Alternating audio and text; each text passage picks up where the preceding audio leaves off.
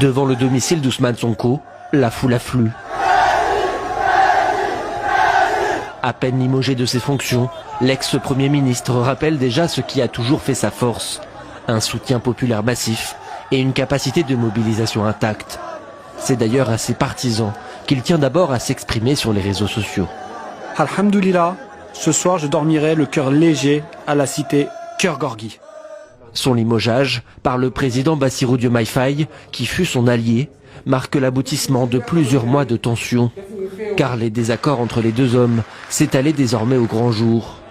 Et pourtant, c'est bien leur tandem qui fut la clé de leur accession au sommet de l'État. Empêché de se présenter à l'élection présidentielle de 2024, Ousmane Sonko avait alors désigné Bassirou Diomaye Faye pour le remplacer dans la course.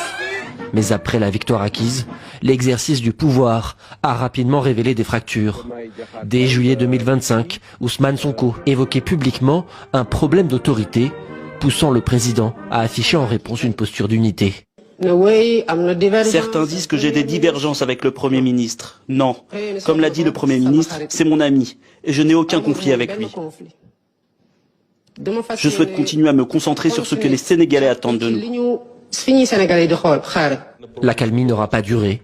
Les mois passant, les relations entre les deux hommes ont continué à s'envenimer. Quelques heures même avant son limogeage, Ousmane Sonko affichait encore une nouvelle fois et publiquement son désaccord sur le sujet du contrôle des fonds alloués à la présidence et à la primature. Était-ce la goutte de trop pour Diomaye Faye ?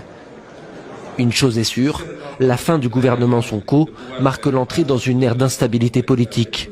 Car avec une Assemblée nationale largement dominée par les partisans de l'ancien Premier ministre, le risque d'un blocage institutionnel est désormais bien réel.